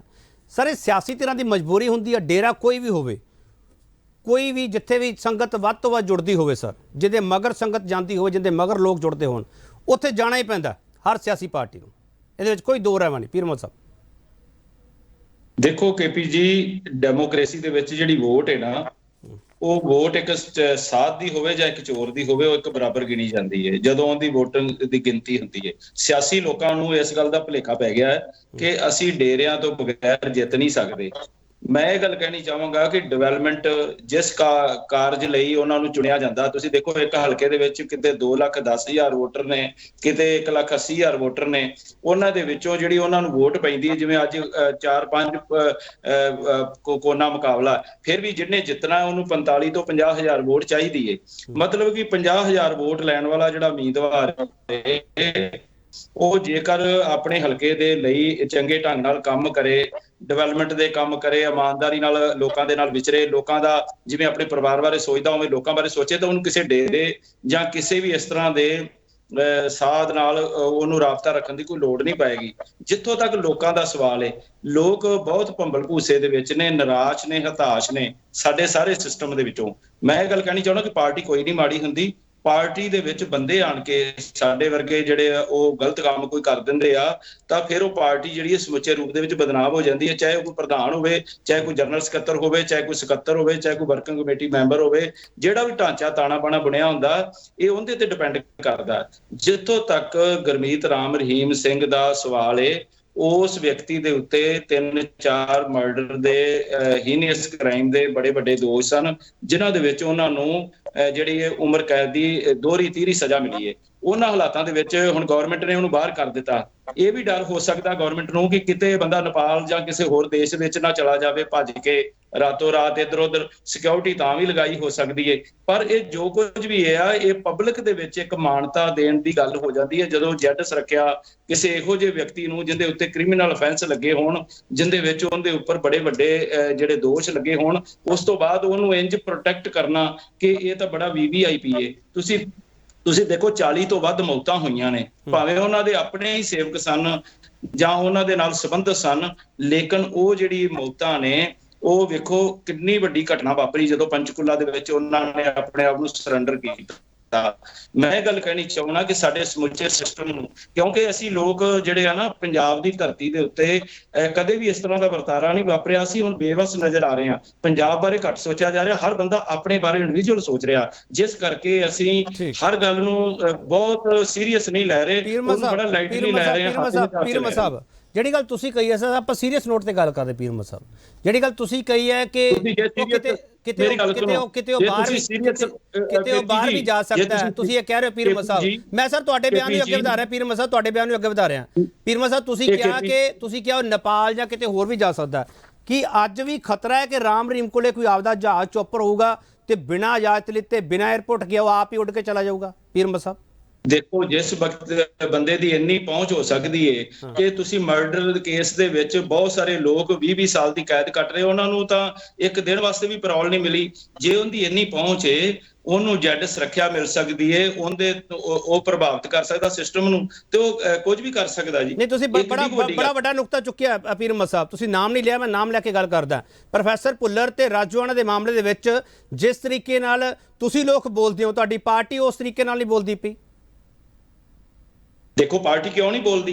ਪਾਰਟੀ ਨੇ, ਤੁਸੀਂ ਦੇਖੋ ਮੈਂ ਇਹ ਗੱਲ ਕਹਿਣੀ ਚਾਹੁੰਦਾ ਕਿ ਪਾਰਟੀ ਨੇ ਭਾਈ ਬਲਵੰਤ ਸਿੰਘ ਰਾਜੋਆਣੇ ਦੇ ਮਸਲੇ ਨੂੰ ਔਰ ਪਾਰਟੀ ਨੇ ਭਾਈ ਜਗਤਾਰ ਸਿੰਘ ਹਵਾਰਾ ਦੇ ਮਸਲੇ ਨੂੰ, ਪਾਰਟੀ ਨੇ ਅਸੀਂ ਸਾਰਾ ਉਹਨਾਂ ਦੇ ਸਾਹਮਣੇ ਮਸਲਾ ਸਰਦਾਰ ਸੁਖਬੀਰ ਸਿੰਘ ਬਾਦਲ ਦੇ ਕੋਲ ਉਠਾਇਆ। ਅੱਜ ਨਹੀਂ ਉਠਾਇਆ, ਜਦੋਂ ਅਸੀਂ ਉਹਨਾਂ ਦੇ ਵਿਰੋਧ ਦੇ ਵਿੱਚ ਚੱਲਦੇ ਰਹੇ ਉਦੋਂ ਵੀ ਉਠਾਉਂਦੇ ਰਹੇ ਹਾਂ, ਪਰ ਉਹਨਾਂ ਨੇ ਇੱਕੋ ਗੱਲ ਕਹੀ ਕਿ ਜਿਹੜਾ ਤੁਸੀਂ ਵਿਰੋਧ ਬਾਹਰ ਰਹਿ ਕੇ ਕਰਦੇ ਹੋ, ਪਾਰਟੀ ਦੇ ਵਿੱਚ ਰਹਿ ਕੇ ਵੀ ਉਹ ਸਾਰੀਆਂ ਗੱਲਾਂ ਕਰ ਸਕਦੇ ਹੋ। ਉਹਦੇ ਉੱਤੇ ਅਸੀਂ ਪਹਿਲੀ ਤਰ੍ਹਾਂ ਉਸੇ ਤਰ੍ਹਾਂ ਪਹਿਰੇਦਾਰ ਬਣ ਕੇ ਕੰਮ ਕਰਦੇ ਹਾਂ। ਸਾਹਿਬ ਤੁਸੀਂ ਕੋਈ ਪਟੀਸ਼ਨ ਪਾ ਸਕਦੇ ਹੋ ਇਸ ਦੇ ਖਿਲਾਫ? ਕਿਉਂਕਿ ਅਕਾਲੀ ਦਲ ਕੋਲ ਤਾਂ ਇੰਨੇ ਕਲਿਊ ਹੈ ਇਸ ਮਾਮਲੇ ਦੇ ਵਿੱਚ ਰਾਮ ਰਹੀਮ ਨਾਲ ਜੁੜੇ ਹੋਏ, ਚਾਹੇ ਉਹ 2007 ਵਾਲਾ ਕੇਸ ਹੋਵੇ ਬਠਿੰਡੇ ਵਾਲਾ, ਤੇ ਚਾਹੇ ਇਸ਼ਤਿਹਾਰਾਂ ਵਾਲਾ ਮਾਮਲਾ ਹੋਵੇ, ਮਾਫੀ ਵਾਲਾ, ਜਿਹੜਾ ਮਰਜ਼ੀ ਚੱਕ ਲਓ। ਪੀਰਮਾ ਸਾਹਿਬ ਤੁਸੀਂ ਦੇਖੋ, ਇੱਕ ਤੁਸੀਂ ਨਾ ਇੱਥੇ ਜਿਹੜੇ ਅਹਿਮ ਦੀ ਘਾਟ ਨਜ਼ਰ ਆ ਰਹੀ ਆਮ ਆਦਮੀ ਪਾਰਟੀ ਦੀ, ਜਿਹੜੇ ਉਹਨਾਂ ਦੇ ਸੁਪਰੀਮੋ ਨੇ ਉਹਨਾਂ ਨੇ ਮਨਾ ਕਰਤਾ। ਪੀਰਮਾ ਸਾਹਿਬ ਮੈਂ ਦੱਸ ਰਿਹਾ ਤੁਹਾਨੂੰ, ਪੀਰਮਾ ਸਾਹਿਬ ਉਹਨਾਂ ਨੇ ਮਨਾ ਕਰਤਾ। ਇੱਕ ਦਿਨ ਪ੍ਰੋਫੈਸਰ ਭੁੱਲਰ ਤੇ ਡਿਬੇਟ ਰੱਖੀ ਸੀ, ਉਹ ਕਹਿੰਦੇ ਅਸੀਂ ਨਹੀਂ ਆਣਾ, ਹੁਣ ਅੱਜ ਉਹਨਾਂ ਨੇ ਫੇਰ ਕਿਹਾ ਅਸੀਂ ਨਹੀਂ ਆਣਾ। ਪੀਰਮਾ ਸਾਹਿਬ ਮੈਂ ਦੱਸ ਰਿਹਾ ਉਹਨਾਂ ਦੀ ਪਾਰਟੀ ਨੇ ਮੌਕਾ ਕਾਹਦਾ ਮੰਗਦੇ ਸੀ? ਪੰਜਾਬ ਦੇ ਕੋਲ ਮੌਕਾ ਕਾਹਦਾ ਮੰਗਦੇ ਸੀ? ਉਹ ਪੰਜਾਬ ਦੇ ਕੋਲ ਮੌਕਾ ਮੰਗ ਰਹੇ ਸੀ ਕਿ ਸਾਨੂੰ ਮੌਕਾ ਦਿਓ, ਤੇ ਜਦੋਂ ਉਹਨਾਂ ਨੂੰ ਸਵਾਲਾਂ ਦਾ ਸਾਹਮਣਾ, ਮੈਂ ਉਹਦੀ ਗੱਲ ਪੂਰੀ ਹੋ ਲੈਂਦੇ ਹੋ, ਨਿਰੰਕਾਰੀ ਬਾਬਾ ਜਿਹੜਾ ਹਰਦੇਵ ਸਿੰਘ ਹੁਣ ਉਹ ਤਾਂ ਚਲੇ ਗਏ ਦੁਨੀਆ ਤੋਂ, ਜਿਹੜਾ ਉਹਨਾਂ ਦਾ ਪਰਿਵਾਰ ਏ ਉਹਨਾਂ ਦੇ ਚਰਨਾਂ ਦੇ ਵਿੱਚ ਪੂਰੀ ਆਪਣੀ ਕੈਬਨਿਟ ਲੈ ਕੇ, ਜਦੋਂ ਕੈਬਨਿਟ ਬਣੀ ਸੀ ਦਿੱਲੀ ਸਰਕਾਰ ਦੀ, ਸਭ ਤੋਂ ਪਹਿਲਾਂ ਅਰਵਿੰਦ ਕੇਜਰੀਵਾਲ ਆਪਣੇ ਸਾਰੇ ਉੱਥੇ ਬੰਦੇ ਲੈ ਕੇ ਪਹੁੰਚਿਆ ਸੀ, ਉਸ ਦਾ ਕਦੇ ਵੀ ਮੀਡੀਆ ਨੇ ਨੋਟਿਸ ਨਹੀਂ ਲਿਆ। ਚਲੋ ਠੀਕ ਕਹਿ ਰਹੇ ਹੋ ਤੁਸੀਂ, ਮੀਡੀਆ ਨੇ ਨੋਟਿਸ ਨਹੀਂ ਲਿਆ, ਪਰ ਪੀਰਮਾ ਸਾਹਿਬ ਪਤਾ ਨਹੀਂ ਕਿਹੜੇ ਮੀਡੀਆ ਤੁਸੀਂ ਜ਼ਿਕਰ ਕਰਦੇ ਹੋ, ਮੈਨੂੰ ਕੱਲੀ ਗੱਲ ਦਾ ਪਤਾ ਉੱਥੋਂ ਦਾ ਨਿਰੰਕਾਰੀ ਡੇਰੇ ਤੇ ਉੱਥੇ ਕੀ ਕੁਝ ਹੋਇਆ। ਬਾਠ ਸਾਹਿਬ ਮੈਨੂੰ ਇੱਕ ਚੀਜ਼ ਸਮਝਾਓ ਸਰ, ਇਹ ਖਤਰਾ ਜਿਹੜਾ ਦੱਸਿਆ ਜਾ ਰਿਹਾ, ਪੀਰਮਾ ਸਾਹਿਬ ਨੇ ਇੱਕ ਨਵੀਂ ਡਿਬੇਟ ਸ਼ੁਰੂ ਕਰਤੀ, ਉਹ ਕਹਿੰਦੇ ਵੀ ਹੋ ਸਕਦਾ ਹੈ ਕਿ ਉਹ ਕੋਈ ਖਤਰਾ ਨਾ ਬਣ ਜਾਵੇ ਆਪ, ਇਸ ਕਰਕੇ ਨਾ ਸਿਕਿਉਰਿਟੀ ਦਿੱਤੀ ਹੋਵੇ। ਬਾਠ ਸਾਹਿਬ ਇਹ ਮੈਂ ਥੋੜਾ ਜਿਹਾ ਹੁਣ ਕਨਫਿਊਜ਼ ਹੋ ਗਿਆ ਸਰ। ਦੇਖੋ ਇਹੋ ਜੀ ਤਾਂ ਕੋਈ ਗੱਲ ਜਿਹੜੀ ਆ ਨਹੀਂ ਲੱਗਦੀ ਹੈ, ਕਿਉਂਕਿ ਜਦੋਂ ਉਹ ਰਿਲੀਜ਼ ਹੋਇਆ, ਉਹਦੇ ਰਿਲੀਜ਼ ਹੋਣ ਤੋਂ ਪਹਿਲੇ ਜਿਹੜੀ ਆ ਉਹਦੇ ਡੇਰਿਆਂ ਦੇ ਉੱਤੇ ਆਲਰੇਡੀ ਜਿਹੜੀ ਆ ਬਹੁਤ ਸੁਰੱਖਿਆ ਜਿਹੜੇ ਲੋਕ ਨੇ ਉਹ ਬੈਠੇ ਹੋਏ ਨੇ। ਇਸ ਵੇਲੇ ਵੀ ਜਿਹੜੀ ਆ ਤੇ ਖਬਰ ਆਈ ਹੈ ਕਿ ਜੈਡ ਸਿਕਿਉਰਿਟੀ ਤੋਂ ਪਹਿਲਾਂ ਵੀ ਜਿੱਥੇ ਉਹ ਰਹਿ ਰਿਹਾ ਉੱਥੇ ਬਹੁਤ ਵੱਡੀ ਗਿਣਤੀ ਦੇ ਵਿੱਚ ਉੱਥੇ ਜਿਹੜੇ ਸੁਰੱਖਿਆ ਮੁਲਾਜ਼ਮ ਹੈ ਉਹ ਬੈਠੇ ਹੋਏ ਨੇ। ਇਸ ਕਰਕੇ ਕੋਈ ਇਹੋ ਜੀ ਗੱਲ ਤਾਂ ਨਹੀਂ ਲੱਗਦੀ ਹੈ ਵੀ ਜਿਹੜਾ ਵਾ ਉਹਦੇ ਤੋਂ ਕੋਈ ਇਸ ਤਰ੍ਹਾਂ ਦਾ ਖਤਰਾ ਹੈ, ਕਿਉਂਕਿ 5-6 ਦਿਨ ਉਹ ਜਿਹੜੇ ਆ ਉਹ ਹੋਰ ਰਹਿ ਗਏ ਨੇ। ਨਹੀਂ ਬਾਠ ਸਾਹਿਬ ਮੈਂ ਥੋੜਾ ਜਿਹਾ ਸਰ ਹੋਰ ਸਮਝਣਾ ਚਾਹੁੰਦਾ। ਬਾਠ ਸਾਹਿਬ ਜੇ ਤੁਸੀਂ ਲੋਕ ਇਹ ਮੰਨਦੇ ਹੋ ਕਿ ਰਾਮ ਰਹੀਮ ਨੇ ਕਿਹਾ ਤੇ ਵੋਟਾਂ ਪੈਣੀਆਂ ਸ਼ੁਰੂ ਹੋ ਗਈਆਂ, ਭਾਈ ਡੇਰੇ ਵਾਲੇ ਉੱਧਰ ਜਾਣਗੇ, ਡੇਰੇ ਦੇ ਵੋਟਰ ਇਸ ਪਾਰਟੀ ਨੂੰ ਜਾਣਗੇ ਜਾਂ ਇਸ ਧਿਰ ਨਾਲ ਖੜਨਗੇ, ਬਾਠ ਸਾਹਿਬ ਉਹ ਬੰਦਾ ਕੀ ਦੁਬਾਰਾ ਨਹੀਂ ਉਹ ਸਭ ਕੁਝ ਕਰ ਸਕਦਾ ਜੋ ਪੰਚਕੂਲਾ ਵਿੱਚ ਹੋਇਆ ਸੀ? ਬਾਠ ਸਾਹਿਬ ਮੈਂ ਸਰ ਕਵਰ ਕੀਤਾ ਉਹ ਦੇਖੋ ਆਪਾਂ ਜਿਹੜਾ ਵਾ ਥੋੜਾ ਆਬਜੈਕਟਿਵਲੀ ਲਈਏ, ਪੰਚਕੂਲੇ ਦੇ ਵਿੱਚ ਉਸ ਵੇਲੇ ਜਿਹੜੇ ਹਾਲਾਤ ਆ ਉਹ ਬਿਲਕੁਲ ਵੱਖਰੇ ਸੀ। ਇਹ ਜਿਹੜੇ ਹਾਲਾਤ ਆ ਉਹ ਬਿਲਕੁਲ ਵੱਖਰੇ ਆ। ਹਾਂ, ਜਿੱਥੋਂ ਤੱਕ ਤੁਹਾਡੀ ਸਿਆਸਤ ਦੀ ਗੱਲ ਹੈ ਕਿ ਉਹਦਾ ਬਾਹਰ ਆਉਣਾ ਕਿੰਨਾ ਜ਼ਿਆਦਾ ਮੋਰ ਇਫੈਕਟਿਵ ਸੀ ਕਿ ਉਹ ਸਿੱਧੇ ਤੌਰ ਦੇ ਉੱਤੇ ਆਪਣੇ ਵੋਟਰਾਂ ਨੂੰ ਜਾਂ ਉਹਦੇ ਜਿਹੜੇ ਪ੍ਰਮੁੱਖ ਨੇ ਉਹਦੇ ਨਾਲ ਨੇ ਉਹਨਾਂ ਨਾਲ ਸਿੱਧੇ ਹੋ ਕੇ ਇਹ ਗੱਲ ਕਰੇ ਕਿ ਭਈ ਆਪਾਂ ਇਸ ਸਿਆਸੀ ਧਿਰ ਨੂੰ ਜਿਹੜੀ ਵੋਟ ਪਾਉਣੀ ਹੈ ਤੇ ਉਹਦੇ ਲਈ ਮੋਬਿਲਾਈਜੇਸ਼ਨ ਕਰਨੀ ਆ। ਇਹ ਤਾਂ ਨੈਚੁਰਲ ਗੱਲ ਹੈ ਕਿ ਇੱਕ ਤਾਂ ਉਹਦਾ ਆਸਾਨ ਹੈ ਵੀ ਠੀਕ ਹੈ ਇਸ ਮੌਕੇ ਦੇ ਉੱਤੇ ਜਿਹੜਾ ਬੜਾ ਕ੍ਰੂਸ਼ੀਅਲ ਜਿਹਨੂੰ ਅਸੀਂ ਟਾਈਮਿੰਗ ਕਹਿੰਦੇ ਆ ਉਸ ਟਾਈਮਿੰਗ ਦੇ ਉੱਤੇ ਬਾਹਰ ਆਉਣਾ ਔਰ ਉਸ ਹਾਲਾਤ ਦੇ ਵਿੱਚ ਆ ਕੇ ਇੱਕ ਅਪੀਲ ਕਰਨੀ, ਇੱਕ ਆਰਗੇਨਾਈਜ਼ ਕਰਨਾ ਆਪਣੇ ਸਾਰੇ ਬੰਦਿਆਂ ਨੂੰ। ਦੇਖੋ ਇਹ ਕੋਈ ਕੋਇਨਸੀਡੈਂਸ ਤਾਂ ਨਹੀਂ ਹੈ, ਇਹਦੇ ਪਿੱਛੇ ਕਿਤੇ ਨਾ ਕਿਤੇ ਸਿਆਸਤ ਜਿਹੜੀ ਹੈ ਉਹ ਜ਼ਰੂਰ ਹੈ। ਹੁਣ ਸਵਾਲ ਇਹ ਵੀ ਹੈ ਕੇਪੀ ਸਿੰਘ ਜੀ, ਜਿਹੜਾ ਮੈਂ ਕਹਿਣਾ ਚਾਹੁੰਦਾ ਕਿ ਉਹ ਪਹਿਲਾਂ ਵੀ ਉਹ 2 ਵਾਰ ਜਾਂ 3 ਵਾਰ ਜਿਹੜੇ ਆ ਉਹ ਪੈਰੋਲ ਲੈਣ ਦੀ, ਛੁੱਟੀ ਲੈਣ ਦੀ ਕੋਸ਼ਿਸ਼ ਕਰ ਚੁੱਕਿਆ। ਹਾਈ ਕੋਰਟ ਦੇ ਵਿੱਚੋਂ ਨਾ ਪਾਈ ਸੀ, ਉਹਨੂੰ ਵਾਪਸ ਲੈਣੀ ਪਈ। ਇਸ ਤੋਂ ਬਾਅਦ ਵੀ ਜਿਹੜੀ ਆ ਗਵਰਨਮੈਂਟ ਵੀ ਉਹਨਾਂ ਨੂੰ ਦੇਣ ਲੱਗੀ ਸੀ, ਪ੍ਰੈਸ਼ਰ ਜ਼ਿਆਦਾ ਪਿਆ, ਉਹਨਾਂ ਨੇ ਜਿਹੜੀ ਆ ਉਹ ਕੈਂਸਲ ਕੀਤੀ। ਹੁਣ ਕਿਸ ਤਰੀਕੇ ਨਾਲ ਇਸ ਟਾਈਮਿੰਗ ਦੇ ਉੱਤੇ ਜਦੋਂ ਹਾਈ ਕੋਰਟ ਨੇ ਉਹਨਾਂ ਨੂੰ ਇਹ ਰਾਹਤ ਨਹੀਂ ਦਿੱਤੀ ਤਾਂ ਇੱਕ ਐਡਮਿਨਿਸਟ੍ਰੇਸ਼ਨ ਜਿਹੜਾ ਵਾ ਆਪਣੀ ਡਿਸਕ੍ਰਿਸ਼ਨ ਦੇ ਉੱਤੇ ਉਹਨਾਂ ਨੂੰ ਰਿਲੀਜ਼ ਕਰ ਰਿਹਾ, ਤਾਂ ਇਹ ਜ਼ਰੂਰ ਕਿਤੇ ਨਾ ਕਿਤੇ ਜਿਹੜਾ ਵਾ ਉਹ ਇਹਦੇ ਲਾਈਨਾਂ ਜਿਹੜੀਆਂ ਵਾ ਉਹ ਜੁੜਦੀਆਂ ਨੇ। ਇਹ ਆਪਣੇ ਆਪ ਦੇ ਵਿੱਚ ਕੋਈ ਕੋਇਨਸੀਡੈਂਸ ਨਹੀਂ ਜਾਂ ਆਈਸੋਲੇਟ ਜਿਹੜੀ ਇਨਸੀਡੈਂਟ ਨਹੀਂ ਹੈ। ਔਰ ਦੂਸਰਾ ਉਹ ਵੀ ਜਿਵੇਂ ਮੇਰੇ ਤੋਂ ਪਹਿਲਾਂ ਦੋਸਤਾਂ ਨੇ ਕਿਹਾ ਕਿ ਹਾਰਡਕੋਰ ਕ੍ਰਿਮੀਨਲ ਹੈ। ਹਾਰਡਕੋਰ ਕ੍ਰਿਮੀਨਲ ਕੀ ਹੋ ਸਕਦਾ? 2 ਸਾਧਵੀਆਂ ਦੇ ਨਾਲ ਰੇਪ, ਫਿਰ ਮਰਡਰ ਕੇਸ, ਔਰ ਅਜੇ 2 ਕੇਸ ਜਿਹੜੇ ਉਹ ਪੈਂਡਿੰਗ ਵੀ ਚੱਲ ਰਹੇ ਨੇ। ਇਸ ਤੋਂ ਇਲਾਵਾ ਫਿਰ ਉਸ ਨੂੰ ਜਿਹੜਾ ਵਾ ਬਾਹਰ ਲਿਆਉਣਾ, ਜਦੋਂ ਕਿ ਆਮ ਜਿਹੜੇ ਲੋਕ ਨੇ ਜਿਹੜੇ ਬੈਠੇ ਜੇਲ੍ਹਾਂ ਦੇ ਵਿੱਚ, ਜਿਹੜੇ ਗਰੀਬ ਲੋਕ ਨੇ ਜਿਨ੍ਹਾਂ ਦੇ ਘਰ ਢੱਠ ਰਹੇ ਨੇ, ਚੁੱਲ੍ਹਿਆਂ ਦੇ ਵਿੱਚ ਘਾਹ ਉਗਾਇਆ, ਉਹਨਾਂ ਨੂੰ ਜਿਹੜੀ ਆ ਪੈਰੋਲ ਜਾਂ ਛੁੱਟੀ ਜਾਂ ਫਰਲੋ ਨਹੀਂ ਮਿਲਦੀ। ਇੱਕ ਖਾਸ ਤਰੀਕੇ ਨਾਲ ਵੇਖੋ, ਆਪਾਂ ਜਿਵੇਂ ਮਰਜ਼ੀ ਕਹਿ ਲਈਏ, ਇੱਕ ਖਾਸ ਤਰੀਕੇ ਨਾਲ ਇੱਕ ਖਾਸ ਮੌਕੇ ਤੇ ਉਹਨਾਂ ਨੂੰ ਲਿਆਂਦਾ ਗਿਆ, ਇੱਕ ਖਾਸ ਪਰਪਸ ਦੇ ਲਈ ਲਿਆਂਦਾ। ਚਲੋ ਠੀਕ ਹੈ, ਹੋਰ ਥੋੜਾ ਬ੍ਰੇਕ ਲਊਂਗਾ। ਬ੍ਰੇਕ ਤੋਂ ਵਾਪਸ ਆਵਾਂ ਕਿ ਸੰਗੀਨ ਦੋਸ਼ਾਂ ਦੇ ਵਿੱਚ ਸਜ਼ਾ ਯਾਫਤਾ ਰਾਮ ਰਹੀਮ ਨੂੰ ਕੀ VVIP ਬਣਾ ਕੇ ਪੇਸ਼ ਕੀਤਾ ਜਾ ਰਿਹਾ। ਇਹ ਸਿਆਸਤ ਹੈ, ਪੁੱਛਦੀ ਪਈ ਹੈ, ਤੇ ਉਸੇ ਕਰਕੇ ਸਵਾਲ ਅਸੀਂ ਪੁੱਛਦੇ ਪਏ ਹਾਂ, ਰਾਮ ਰਹੀਮ ਤੇ ਖਤਰੇ ਦਾ ਕਨੈਕਸ਼ਨ ਹੈ ਕੀ? ਵਾਪਸ ਆ ਰਹੇ।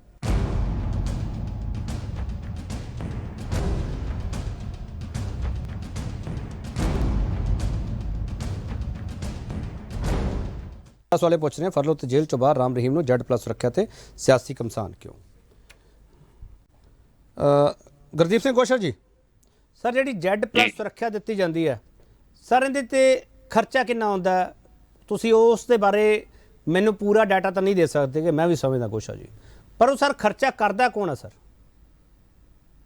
ਸਰ ਖਰਚਾ ਸਰਕਾਰਾਂ ਦੇ ਖਰਚੇ ਹੁੰਦੇ ਆ, ਸਟੇਟ ਸਰਕਾਰਾਂ ਦੇ ਵੀ ਹੁੰਦੇ, ਸੈਂਟਰ ਸਰਕਾਰ ਦੇ ਵੀ ਹੁੰਦੇ ਆ। ਖਰਚਾ ਸਾਰਿਆਂ ਤੇ ਪੈਂਦਾ ਹੈ। ਸਰਕਾਰਾਂ ਦੇ ਖਜ਼ਾਨੇ ਵਿੱਚ ਪੈਸਾ ਕੌਣ ਦਿੰਦਾ ਹੈ ਗੋਸ਼ਾ ਜੀ? ਏਪੀ ਜੀ ਮੈਨੂੰ ਗੱਲ ਕੰਪਲੀਟ ਕਰ ਲੈਂਦੇ ਹੋ। ਪੂਰੀ ਗੱਲ ਏਦਾਂ ਵੀ ਸਾਡਾ ਫਰਜ਼ ਹੈ, ਹਰ ਇਨਸਾਨ ਦੀ ਜ਼ਿੰਦਗੀ ਦੀ ਰੱਖਿਆ ਕਰਨਾ ਸਾਡਾ ਫਰਜ਼ ਹੈ।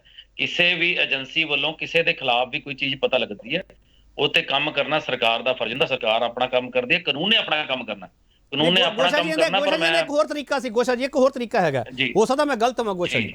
ਗੋਸ਼ਾ ਜੀ, ਜੇ ਤੁਹਾਨੂੰ ਲੱਗਦਾ ਸੀਗਾ ਕਿ ਥ੍ਰੈਟ ਮਿਲਦਾ ਪਿਆ, ਜਿਵੇਂ ਤੁਸੀਂ ਇਹਦੇ ਵਿੱਚ ਵੀ ਲਿਖਿਆ ਹੈ ਥ੍ਰੈਟ ਮਿਲਦਾ ਸਰ, ਵਾਪਸ ਜੇਲ੍ਹ ਚ ਇੱਕ ਮਿੰਟ ਸਰ, ਗੋਸ਼ਾ ਜੀ ਸਵਾਲ ਤਾਂ ਸੁਣ ਲਓ ਨਾ, ਗੋਸ਼ਾ ਜੀ ਸਵਾਲ ਤਾਂ ਸੁਣ ਲਓ ਨਾ, ਗੋਸ਼ਾ ਜੀ ਸਵਾਲ ਤਾਂ ਸੁਣ ਲਓ, ਗੋਸ਼ਾ ਜੀ ਸਵਾਲ ਤਾਂ ਸੁਣ ਲਓ ਨਾ ਸਰ, ਗੋਸ਼ਾ ਜੀ ਸਵਾਲ ਤਾਂ ਸੁਣ ਲਓ ਨਾ ਸਰ। ਸਰ ਜੇ ਤੁਹਾਨੂੰ ਲੱਗਦਾ ਹੈ ਕਿ ਥ੍ਰੈਟ ਮਿਲ ਰਹੀ ਹੈ, ਚੱਕ ਕੇ ਦੁਬਾਰਾ ਜੇਲ੍ਹ ਚ ਪਾ ਦਿਓ, ਤੁਹਾਨੂੰ ਕੀ ਦਿੱਕਤ ਹੈ ਸਰ? ਪ੍ਰਸ਼ਾਸਨਿਕ ਫੈਸਲਾ ਇਹ। ਏਪੀ ਜੀ ਮੈਂ ਹੁਣ ਮੈਨੂੰ ਗੱਲ ਪੂਰੀ ਕੰਪਲੀਟ ਬੋਲੋ ਬੋਲੋ ਸਰ ਬੋਲੋ।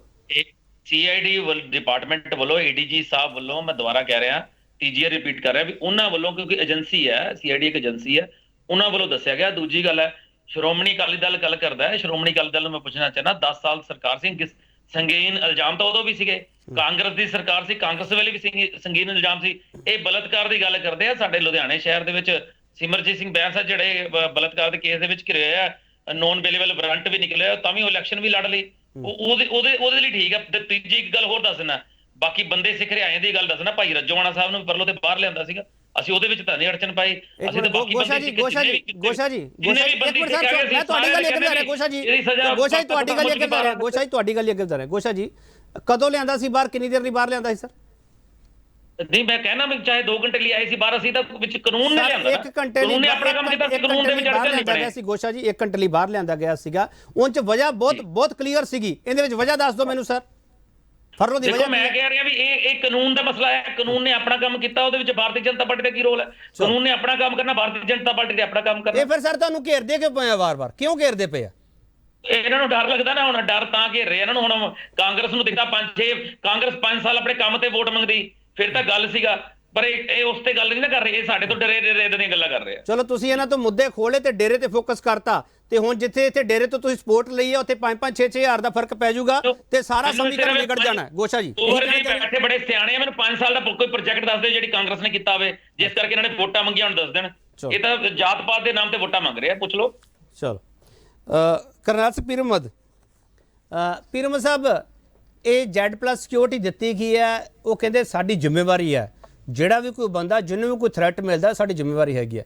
ਕਰਨਾਲ ਸਿੰਘ ਤੁਸੀਂ ਇਹ ਡਿਮਾਂਡ ਕਰਦੇ ਹੋ ਕਿ ਫਰਲੋ ਤੋਂ ਜੇ ਬਾਹਰ ਕੀਤਾ ਗਿਆ ਸੀਗਾ, ਜੇ ਥ੍ਰੈਟ ਮਿਲੀ ਹੋਈ ਹੈ ਤਾਂ ਫਿਰ ਅੰਦਰ ਕਰ ਦਿਓ, ਵਾਪਸ ਭੇਜ ਦਿਓ ਉੱਥੇ, ਕਿ ਨਹੀਂ? ਪੀਰਮਦ ਸਾਹਿਬ, ਇਹ ਸਵਾਲ ਗਲਤ ਹੈ। ਡਿਮਾਂਡ ਕਰਨ ਵਾਲੀਆਂ ਤਾਂ ਕੇਪੀ ਜੀ ਬਹੁਤ ਗੱਲਾਂ ਨੇ। ਜਦੋਂ ਕਿਸੇ ਵੀ ਐਡਵੋਕੇਟ ਸਾਹਿਬ ਬੈਠੇ ਨੇ, ਬਾਰ ਸਾਹਿਬ ਬੜੇ ਸੀਨੀਅਰ ਐਡਵੋਕੇਟ ਨੇ, ਇਹਨਾਂ ਨੂੰ ਪੁੱਛੋ ਕਿ ਜਦੋਂ ਕਿਸੇ ਵਿਅਕਤੀ ਨੂੰ ਇਸ ਤਰ੍ਹਾਂ ਦੇ ਪ੍ਰੋਬਲਮ ਵੀ ਮਿਲਦੀ ਹੈ, ਉਹਦੇ ਕੋਈ ਕਾਰਨ ਹੁੰਦੇ, ਕਿਸੇ ਦੀ ਮਾਤਾ ਦਾ, ਕਿਸੇ ਦੇ ਪਿਤਾ ਦਾ ਦੇਹਾਂਤ ਹੋ ਜਾਂਦਾ, ਜਾਂ ਕੋਈ ਬਹੁਤ ਵੱਡਾ ਤੁਹਾਡਾ ਬਲੱਡ ਰਿਲੇਸ਼ਨ ਵਾਲਾ ਵਿਅਕਤੀ ਤੁਹਾਡੇ ਵਿੱਚੋਂ ਚਲਾ ਜਾਂਦਾ, ਜਾਂ ਕੋਈ ਬੰਦਾ ਆਪ ਹੀ ਕੋਮਾ ਦੇ ਵਿੱਚ ਚਲਾ ਜਾਂਦਾ, ਉਹਨਾਂ ਹਾਲਾਤਾਂ ਦੇ ਵਿੱਚ ਉਹਨੂੰ ਮਿਲਦੀ ਹੈ। ਦੂਜੀ ਗੱਲ ਇਹ, ਉਹਨੂੰ ਇੱਕ ਜ਼ਿਲ੍ਹਾ ਜਿਸ ਸਥਾਨ ਤੇ ਉਹਨੇ ਰਹਿਣਾ ਹੁੰਦਾ ਜਾ ਕੇ, ਉਸ ਇੱਕ ਡਿਸਟ੍ਰਿਕਟ ਦੇ ਵਿੱਚ, ਉਹ ਇੱਕ ਪਾਰਟਿਕੂਲਰ ਡਿਵੀਜ਼ਨ ਦੇ ਵਿੱਚ, ਉਸ ਜੇਲ੍ਹ ਤੋਂ ਲੈ ਕੇ ਤੇ ਉੱਥੋਂ ਦੇ ਡਿਸਟੈਂਸ ਨੂੰ ਉਹਨੂੰ ਮੇਨਟੇਨ ਕੀਤਾ ਜਾਂਦਾ। ਨਾ ਕਿ ਇਹਨਾਂ ਬਾਰੇ ਤਾਂ ਤੁਸੀਂ ਦੇਖੋ ਖੁੱਲਾ ਹੀ ਉਹਨੂੰ ਛੱਡਿਆ ਹੋਇਆ, ਉਹ ਹਰ ਜਗ੍ਹਾ ਦੇ ਉੱਤੇ ਗੜਗਾਉਂ ਜਾਂਦਾ, ਹਨੀਪ੍ਰੀਤ ਨੂੰ ਮਿਲਦਾ, ਦੂਸਰਿਆਂ ਨੂੰ ਮਿਲਦਾ, ਤੀਸਰਿਆਂ ਨੂੰ। ਸਭ ਤੋਂ ਵੱਡੀ ਗੱਲ ਇਹ ਆ ਕਿ ਦੇਖੋ ਬੀਜੇਪੀ ਦੇ ਉੱਤੇ ਅਟੈਕ ਕਿਉਂ ਕਰ ਰਹੀਆਂ ਸਾਰੀਆਂ ਸਿਆਸੀ ਪਾਰਟੀਆਂ, ਕਿਉਂਕਿ ਕੇਂਦਰ ਦੇ ਵਿੱਚ ਉਹਨਾਂ ਦੀ ਹਕੂਮਤ ਹੈ। ਉਹ ਇਹ ਕਾਰਨ ਹੀ ਨਹੀਂ ਦੱਸ ਪਾਏ ਅਜੇ ਤੱਕ ਬੀਜੇਪੀ ਕਿ ਉਹ ਕਿਹੜੇ ਕਾਰਨ ਨੇ ਜਿਨ੍ਹਾਂ ਕਰਕੇ ਤੁਸੀਂ ਗੁਰਮੀਤ ਰਾਮ ਰਹੀਮ ਨੂੰ ਬਾਹਰ ਲਿਆਂਦਾ। ਔਰ ਤੁਸੀਂ ਵਾਰ-ਵਾਰ ਦਲੀਲਾਂ ਜਿੰਨੀਆਂ ਮਰਜ਼ੀ ਦੇਈ ਜਾਓ, ਹੁਣ ਤਾਂ 10 ਮਾਰਚ ਬਹੁਤ ਨੇੜੇ ਆ। ਦੇਖੋ ਭਾਵੇਂ ਕਿਸੇ ਦੀ ਵੀ ਸਰਕਾਰ ਬਣ ਜੇ, ਸ਼੍ਰੋਮਣੀ ਅਕਾਲੀ ਦਲ ਦੀ ਬਣ ਜਾਵੇ, ਕਾਂਗਰਸ ਦੀ ਬਣ ਜਾਵੇ, ਆਪ ਦੀ ਬਣ ਜਾਵੇ, ਇਹ ਤਾਂ ਤੁਹਾਨੂੰ ਪਤਾ ਵੀ ਬੀਜੇਪੀ ਨਹੀਂ ਬਣਨ ਵਾਲੀ ਸਰਕਾਰ। ਪੀਰਮਦ ਸਾਹਿਬ, ਤੁਸੀਂ ਉਦੋਂ ਇਸ ਧਿਰ ਵਿੱਚ ਨਹੀਂ ਸੀਗੇ ਪੀਰਮਦ ਸਾਹਿਬ, ਉਹ ਮਾਮਲਾ ਪੁਰਾਣਾ ਹੈਗਾ ਸਰ। ਇਲੈਕਸ਼ਨ ਕਰਕੇ ਜੁੜਦਾ ਇਸ ਕਰਕੇ ਮੈਂ ਸਵਾਲ ਕਰ ਰਿਹਾ, 2007 ਵਿੱਚ ਕੇਸ ਵਾਪਸ ਕਿਉਂ ਲਿਆ ਸੀ ਅਕਾਲੀ ਦਲ ਨੇ?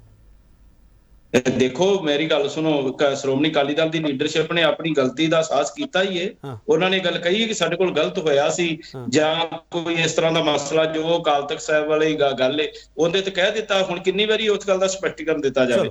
ਵਾਰ-ਵਾਰ ਦਿੱਤਾ, ਉਹਦਾ ਖਮਿਆਜਾ ਵੀ ਅਸੀਂ ਭੁਗਤਿਆ। ਚਲੋ ਕਮਰ ਹਰਪ੍ਰੀਤ ਸਿੰਘ, ਹੁਣ ਕਾਂਗਰਸ ਦਾ ਸਟੈਂਡ ਕੀ ਹੈ ਕੁੱਲ ਮਿਲਾ ਕੇ? ਸਰ ਚੋਣਾਂ ਨਿਬੜ ਗਈਆਂ, ਇੱਕ ਬੰਦਾ ਜਿਹੜਾ ਬਾਹਰ ਆਇਆ ਦੋਸ਼ੀ ਹੈ, ਸਜ਼ਾ ਯਾਫਤਾ, 21 ਦਿਨ ਲਈ ਫਰਲੋ ਤੇ ਹੈ, ਹੁਣ ਇਸ ਮੁੱਦੇ ਤੇ ਬੇਵਜ੍ਹਾ ਦੀ ਪੋਲਿਟਿਕਸ ਨਹੀਂ ਹੋ ਰਹੀ? ਦੇਖੋ ਗੱਲ ਇਹ ਹੈ, ਕਿਉਂਕਿ ਭਾਰਤੀ ਜਨਤਾ ਪਾਰਟੀ ਦਾ ਪੰਜਾਬ ਦੇ ਵਿੱਚ ਸਾਹ ਕੱਟ ਰਿਹਾ। ਜਿਵੇਂ ਪੀਰ ਮੁਹੰਮਦ ਸਾਹਿਬ ਕਹਿੰਦੇ ਆ ਵੀ ਕਿਸੇ ਦਾ ਦੇਹਾਂਤ ਹੋ ਜੇ ਤੇ ਫਰਲੋ ਮਿਲਦੀ ਹੈ, ਦੇਹਾਂਤ ਭਾਰਤੀ ਜਨਤਾ ਪਾਰਟੀ ਦਾ ਪੰਜਾਬ ਦੇ ਵਿੱਚ ਹੋ ਵੀ ਜਾਣਾ ਸੀ। ਉਹ ਉਸ ਨੂੰ ਬਚਾਉਣ ਲਈ ਉਹਨਾਂ ਨੇ ਗੁਜ਼ਾਰਿਸ਼ ਕੀਤੀ ਕਿ ਕਾਂਗਰਸ ਮੁਕਤ ਹੋ ਰਹੀ ਹੈ, ਭੁਲੇਖਾ ਲੱਗ ਗਿਆ ਕੌਰ ਜੀ ਨੂੰ। ਤੁਸੀਂ ਤੇ ਕਿਆ ਪਿੱਦੀ ਕਾ ਸ਼ੋਰਬਾ ਛੱਡੋ। ਗੱਲ ਇਹ ਹੈ ਵੀ ਇਹ ਜਿਹੜਾ ਹੈ ਨਾ, ਇਹਨਾਂ ਨੇ ਬੇਇੱਜ਼ਤੀ ਕੀਤੀ ਕਰਕੇ ਤੁਸੀਂ ਲੋਕਾਂ ਨੂੰ ਡਰਾਉਂਦੇ ਰਹਿੰਦੇ ਹੋ। ਡੇਰਾ ਮੁਖੀ, ਹਾਂ ਬੋਲੋ। ਉਹਨੇ ਸ਼ਰਤ ਰੱਖੀ, ਡੇਰਾ ਮੁਖੀ ਨੇ ਮਦਦ ਕਰਨ ਦੇ ਬਦਲੇ ਸ਼ਰਤ ਰੱਖੀ ਵੀ ਮੈਨੂੰ ਤੁਸੀਂ ਪਰੋਲ ਤੇ ਫਰਲੋ ਤੇ ਬੈਠੇ ਸੀ ਨਾ, ਤੇ ਉਦੋਂ ਵਿੱਚ ਬੈਠੇ ਤੁਸੀਂ ਤਾਂ ਬੈਠੇ ਸੀ, ਮੈਂ ਨਹੀਂ ਬੈਠਾ ਸੀ। ਤੁਸੀਂ ਤਾਂ ਬੈਠੇ ਸੀ ਨਾ ਵਿੱਚ। ਸਿੱਧੂ ਸਾਹਿਬ ਜਦੋਂ ਹੈਲੀਕਾਪਟਰ 'ਚ ਗਏ ਸੀ, ਉਹ ਯਾਦ ਭੁੱਲ ਗਏ? ਯਾਦ ਭੁੱਲ ਗਏ ਲੱਗਦਾ ਤੁਸੀਂ, ਯਾਦ ਭੁੱਲ ਗਏ। ਗੋਸ਼ਾ ਜੀ ਤੁਹਾਡਾ ਆਰਗੂਮੈਂਟ ਆ ਰਿਹਾ, ਗੋਸ਼ਾ ਜੀ ਆਪਾਂ ਲੈ ਲਈਏ ਨਾ, ਕਮੈਂਟ ਲੈ ਲਈਏ। ਨਹੀਂ ਫਿਰ ਗੱਲ ਉਹ ਕਰਨਾ ਜਿਹੜੀ ਤੱਥਾਂ ਵਾਲੀ ਗੱਲ ਵੇ, ਇਹ ਗੱਲ ਆਪਣੇ ਕੋਲੋਂ ਪੜਾ ਕੇ ਕਹਿੰਦੇ ਇਹਨਾਂ ਨੇ ਆ ਹੋਇਆ ਸੀ। ਕਮਰ ਹਰਪ੍ਰੀਤ ਸਿੰਘ ਜਿਹੜਾ ਉਹਨਾਂ ਦਾ ਸਵਾਲ ਹੈਗਾ, ਉਹ ਕਹਿੰਦੇ ਤੁਹਾਨੂੰ ਪਤਾ ਵੀ ਕੀ ਗੱਲ ਹੋਈ ਕੀ ਨਹੀਂ ਹੋਈ, ਤੁਸੀਂ ਐਵੇਂ ਆਪਣੇ ਕੋਲ ਗੱਲਾਂ ਬਣਾ ਲੈਣੀਆਂ। ਕਾਂਗਰਸ ਦੀ ਝੂਠ ਦੀ ਰਾਜਨੀਤੀ ਛੱਡ ਦੋ, ਹੁਣ ਬਸ ਕਰੋ, ਵੋਟਾਂ ਹੋ ਗਈਆਂ, ਵੋਟਾਂ ਖਤਮ ਹੋ ਗਈਆਂ ਹੁਣ। ਬੋਲੋ ਪਲੀਜ਼। ਇੱਕ ਮਿੰਟ ਗੋਸ਼ਾ ਜੀ ਇੱਕ ਮਿੰਟ ਰੁਕ ਜਾਓ ਸਰ, ਤੁਹਾਡਾ ਸਵਾਲ ਲੈ ਲਿਆ ਮੈਂ ਨਾ ਹੁਣ।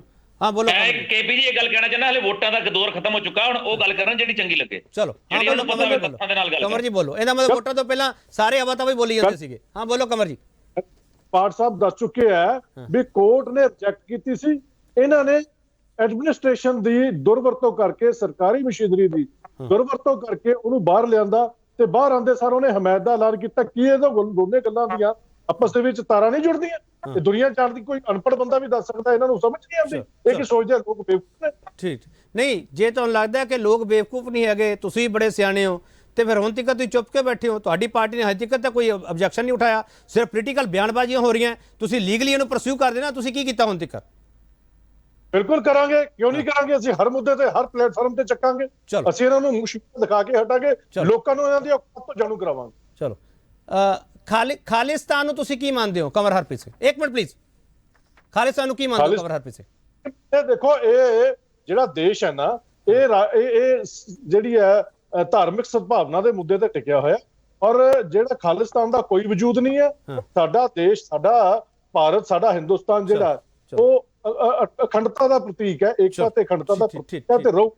ਠੀਕ ਹੈ ਬਾਠ ਸਾਹਿਬ ਮੈਂ ਕੰਕਲੂਜਨ ਤੁਹਾਡੇ ਨਾਲ ਕਰਨਾ। ਗੋਸ਼ਾ ਜੀ ਹੁਣ ਵਕਤ ਨਹੀਂ ਹੈਗਾ, ਮੈਂ ਇੱਕ ਟੇਕ ਬਾਠ ਸਾਹਿਬ ਦਾ ਲੈਣਾ। ਗੱਲ ਕਰਨੀ ਜੀ, ਲੋਕ ਇਹਨਾਂ ਨੇ ਕਿਹਾ ਵੀ ਲੋਕ ਬੇਵਕੂਫ ਨਹੀਂ ਹੈ, ਲੋਕ ਵੋਟਾਂ ਪਾਉਣ ਵੇਲੇ ਵੀ ਬੇਵਕੂਫ ਨਹੀਂ ਹੈਗੇ, ਪਤਾ ਲੱਗ ਜਾਏਗਾ। ਚਲੋ ਠੀਕ ਹੈ ਬਾਠ ਸਾਹਿਬ, ਇੱਕ ਤਾਂ ਮੈਂ ਸਮਝਦਾ ਚਾਹੁੰਦਾ ਜਿਹੜੀ ਚਿੱਠੀ ਹੈ, ਇੱਕ ਜਿਹੜੀ ਇਹਨਾਂ ਵੱਲੋਂ ਲਿਖੀ ਗਈ ਸੀ ਮਿਸਟਰ ਰਾਮ ਰਹੀਮ ਹਰਾਂ ਵੱਲੋਂ ਕਿ ਮੈਨੂੰ ਫਰਲੋ ਚਾਹੀਦੀ ਹੈਗੀ ਹੈ ਸਰ, ਉਹਦੇ ਵਿੱਚ ਅੰਗੂਠਾ ਲੱਗਿਆ ਹੋਇਆ। ਮੈਂ ਸਮਝਣਾ ਚਾਹੁੰਦਾ ਥੋੜਾ ਜਿਹਾ, ਇਹ ਜ਼ਰੂਰੀ ਹੁੰਦਾ ਹੈ ਇਸ ਅਰਜੀ ਦੇ ਵਿੱਚ ਅੰਗੂਠਾ ਲਾਉਣਾ, ਜਾਂ ਮਿਸਟਰ ਰਾਮ ਰਹੀਮ ਅੰਗੂਠਾ ਹੀ ਲਾਉਂਦੇ ਆ? ਨਹੀਂ ਕੇਪੀ ਸਿੰਘ ਜੀ, ਇਹ ਜਿਹੜਾ ਅੰਗੂਠਾ ਲਾਇਆ ਨਾ, ਇਹ ਮੇਰਾ ਖਿਆਲ ਹੈ ਕਿ ਜੇਲ੍ਹ ਦੇ ਵਿੱਚੋਂ ਡਿਪਟੀ ਸੁਪਰਡੈਂਟ ਆਫ ਜੇਲ੍ਹ ਨੇ ਇਹ ਟੈਸਟ ਕੀਤਾ ਹੋਵੇਗਾ। ਓਕੇ, ਜਦੋਂ ਠੀਕ ਹੈ, ਕਿਉਂਕਿ ਇਹ ਸੋਸ਼ਲ ਮੀਡੀਆ ਤੇ ਬਹੁਤ ਘੁੰਮਦਾ ਪਿਆ ਸਰ, ਮੈਂ ਤਾਂ ਸਵਾਲ ਕੀਤਾ ਬਾਠ ਸਾਹਿਬ, ਕਲੈਰੀਫਾਈ। ਡਿਪਟੀ ਸੁਪਰਡੈਂਟ ਆਫ ਜੇਲ੍ਹ ਜਿਹੜਾ ਹੈ, ਜਦੋਂ ਕਿਸੇ ਵੀ ਡਾਕੂਮੈਂਟ ਨੂੰ ਜਿਹੜਾ ਜੇਲ੍ਹ ਦੇ ਵਿੱਚ ਬੰਦਾ ਬੰਦ ਹੈ ਉਹਦਾ ਕਰਦਾ ਤਾਂ ਹਮੇਸ਼ਾ ਅੰਗੂਠਾ ਲਾਉਂਦੇ ਆ, ਔਰ ਅੰਗੂਠਾ ਲਾ ਕੇ ਉਸ ਨੂੰ ਸਰਕਲ ਕਰਦੇ ਨੇ। ਇਹ ਚਾਹੇ ਹੁਣ ਚਾਹੇ ਕੋਈ ਅੰਦਰੋਂ ਕਿਸੇ ਤਰ੍ਹਾਂ ਦੀ ਵੀ ਕਮਿਊਨੀਕੇਸ਼ਨ ਹੋਵੇ। ਨੰਬਰ 1 ਨਹੀਂ, ਅੰਗੂਠਾ ਕਹਿੰਦਾ ਬਾਠ ਸਾਹਿਬ, ਇਹ ਮੈਂ ਸਮਝਣਾ ਚਾਹ ਰਿਹਾ ਸੀ ਕਿਉਂਕਿ ਲੋਕ ਬੜਾ ਸੋਸ਼ਲ ਮੀਡੀਆ ਤੇ ਵਾਇਰਲ ਕਰੀ ਜਾਂਦੇ ਸਰ, ਮੈਂ ਤਾਂ ਕਲੈਰੀਫਾਈ ਕਰਦਾ ਪਿਆ। ਦੇਖੋ ਮੇਰੇ ਕੋਲ ਚਿੱਠੀ ਇਹ ਨਹੀਂ ਹੈ, ਪਰ ਇਹਦੇ ਵਿੱਚ ਜਿਹੜਾ ਅਟੈਸਟ ਕੀਤਾ ਹੋਏਗਾ ਉਹ ਜੇਲ੍ਹ ਅਥਾਰਟੀ ਨੇ ਕੀਤਾ ਹੋਏਗਾ, ਕਿਤੇ ਨਾ ਕਿਤੇ ਉਹਨਾਂ ਨੇ ਕੀਤਾ ਹੁੰਦਾ। ਆਮ ਕਰਕੇ ਜਦੋਂ ਜੇਲ੍ਹ 'ਚ ਕੋਈ ਵੀ ਕਮਿਊਨੀਕੇਸ਼ਨ ਕੋਈ ਵੀ ਕੈਦੀ ਕਰਦਾ ਹੈ ਤਾਂ ਉਹ ਟੈਸਟ ਹੋ ਕੇ ਆਉਂਦਾ। ਮੈਨੂੰ ਪਤਾ ਨਹੀਂ ਕਿ ਇਸ ਡਾਕੂਮੈਂਟ ਦੇ ਵਿੱਚ ਸਟੈਂਪ ਜਿਹੜੀ ਆ ਉਹ ਡਿਪਟੀ ਸੁਪਰਡੈਂਟ ਆਫ ਜੇਲ੍ਹ ਜਾਂ ਕਿਸੇ ਜੇਲ੍ਹ ਅਫੀਸ਼ੀਅਲ ਦੀ ਲੱਗੀ ਹੈ ਕਿ ਨਹੀਂ ਲੱਗੀ। ਜਦੋਂ ਇਹ ਹਾਲ ਹੈ ਤਾਂ ਉਹ ਅਟੈਸਟ ਕਰਕੇ ਹੀ ਬਾਹਰ ਨੇ ਥੱਲੇ ਥੋੜੀ ਸਟੈਂਪ ਦਿਖਦੀ ਪਈ, ਅਟੈਸਟਡ ਲਿਖਿਆ ਹੋਇਆ ਥੱਲੇ ਥੋੜੀ ਦਿਖਦੀ ਪਈ। ਹਾਂ ਬੋਲੋ। ਨੰਬਰ 2 ਜਿਹੜੀ ਮੈਂ ਗੱਲ ਕਹਿਣੀ ਚਾਹੁੰਦਾ ਵਾਂ ਉਹ ਇਹ ਹੈ ਕਿ ਹਾਈ ਕੋਰਟ ਦੇ ਵਿੱਚ ਇਸ ਫਰਨੋ ਦੇ ਖਿਲਾਫ ਪਟੀਸ਼ਨ ਪਈ ਹੋਈ ਹੈ, ਉਹਦੀ ਕੱਲ ਨੂੰ ਸੁਣਵਾਈ ਹੈ। ਦੇਖੋ ਹਾਈ ਕੋਰਟ ਦੇ ਵਿੱਚ, ਮਾਨਯੋਗ ਹਾਈ ਕੋਰਟ ਦੇ ਵਿੱਚ ਉਹੀ ਕੇਸ ਆਂਦਾ ਹੈ ਜਿਹਦੇ ਵਿੱਚ ਕੁਝ ਨਾ ਕੁਝ ਵਜਨ ਲੱਗਦਾ, ਜਿਹਦੇ ਵਿੱਚ ਕੋਰਟ ਨੂੰ ਲੱਗਦਾ ਕਿ ਹਾਂ ਇਹ ਕੇਸ ਸੁਣਨਯੋਗ ਹੈ, ਤਾਂ ਹੀ ਉਹਦਾ ਨੋਟਿਸ ਲੈ ਕੇ ਉਹਦੇ ਬਾਰੇ ਜਿਹੜਾ ਵਾ ਕੇਸ ਦੀ ਸੁਣਵਾਈ ਹੁੰਦੀ ਹੈ। ਇਸ ਕਰਕੇ ਕੱਲ ਉਹਦੇ ਵਿੱਚ ਕੀ ਹੁੰਦਾ ਹੈ ਕੀ ਨਹੀਂ ਹੁੰਦਾ ਹੈ ਇਹ ਪਤਾ ਲੱਗ ਜਾਵੇ। ਬਾਠ ਸਾਹਿਬ ਮੇਰਾ ਅਖੀਰਲਾ ਸਵਾਲ ਹੈ। ਬਾਠ ਸਾਹਿਬ, ਸਿਆਸਤ ਨੇ ਆਪਦਾ ਕੰਮ ਕਰਤਾ, ਹੁਣ ਕੋਰਟ ਨੇ ਕਰਨਾ। ਕੋਰਟ ਨੇ, ਮੈਂ ਇਹੀ ਕਹਿ ਰਿਹਾ ਕਿ ਕੋਰਟ ਨੇ ਚਾਹੇ ਉਹਨਾਂ ਚਿਰ ਤੱਕ ਨੂੰ ਉਹ ਬੰਦਾ ਜਿਹੜਾ ਵਾ ਉਹਦੀ ਫਰਲੋ ਖਤਮ ਹੀ ਹੋ ਜਾਵੇ, ਪਰ ਕੋਰਟ ਇਹਦੇ ਉੱਤੇ ਜਿਹੜਾ ਵਾ ਕੋਈ ਸੁਣਵਾਈ ਕਰ ਸਕਦੀ ਹੈ ਕਿ ਕੀ ਇਹ ਐਡਮਿਨਿਸਟ੍ਰੇਸ਼ਨ ਵੱਲੋਂ ਦਿੱਤੀ ਗਈ ਫਰਲੋ ਜਾਇਜ਼ ਸੀ ਜਾਂ ਨਹੀਂ ਜਾਇਜ਼ ਸੀ।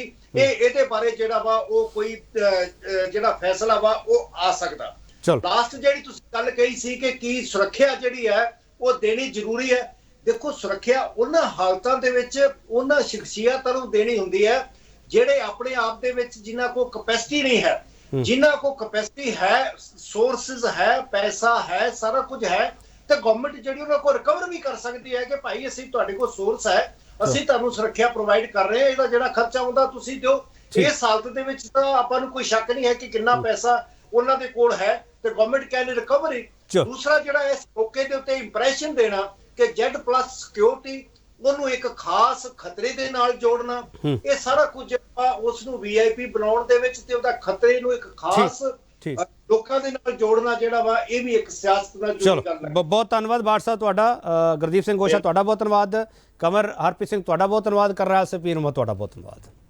ਰਾਮ ਰਹੀਮ ਅਤੇ ਖਤਰੇ ਦਾ ਕਨੈਕਸ਼ਨ ਕੀ ਹੈ? ਮੈਨੂੰ ਲੱਗਦਾ ਸਾਰਾ ਕੁਝ ਇਹਨਾਂ ਮਹਿਮਾਨਾਂ ਨੇ ਦੱਸਤਾ। ਕਈਆਂ ਨੇ ਆਪਦੀ ਪਾਰਟੀ ਲਾਈਨ ਛੋਣੀ ਸੀ, ਉਹਨਾਂ ਨੇ ਛੋਲੀ। ਵਕੀਲ ਸਾਹਿਬ ਨੇ ਕਾਨੂੰਨੀ ਨੁਕਤੇ ਦੱਸਣੇ ਸੀਗੇ, ਉਹ ਦੱਸਤੇ। ਤੇ ਹੁਣ ਤੁਸੀਂ ਸਮਝਣਾ ਕਿ ਰਾਮ ਰਹੀਮ ਫਰਲੋ ਤੇ ਬਾਹਰ ਕਿਉਂ ਹੈ ਤੇ ਰਾਮ ਰਹੀਮ ਨੂੰ ਖਤਰਾ ਕਿਸ ਤੋਂ ਹੈ ਤੇ ਰਾਮ ਰਹੀਮ ਤੇ ਸੁਣਵਾਈ ਦੇ ਵਿਚਾਲੇ ਹੋਵੇਗਾ ਕੀ, ਪਰ ਰਾਜਨੀਤੀ ਜ਼ਰੂਰ ਹੋਵੇਗੀ। 10 ਮਾਰਚ ਤੱਕ ਦਾ ਇੰਤਜ਼ਾਰ ਕਰੋ। ਡੇਰੇ ਦਾ ਅਸਰ ਹੁੰਦਾ ਜਾਂ ਜਿਹੜੇ ਏਜੰਡੇ ਤੇ ਤੁਸੀਂ ਵੋਟਾਂ ਪਾਈਆਂ ਭਾਈਚਾਰਕ ਸਾਂਝ ਤੇ ਉਹਦਾ ਅਸਰ ਹੁੰਦਾ। ਫੈਸਲਾ ਤੁਸੀਂ ਕੀਤਾ ਤੇ ਉਹ ਫੈਸਲਾ 10 ਮਾਰਚ ਨੂੰ ਪਤਾ ਲੱਗ ਚੁੱਕਾ। ਅੱਜ ਨਹੀਂ, ਧੰਨਵਾਦ।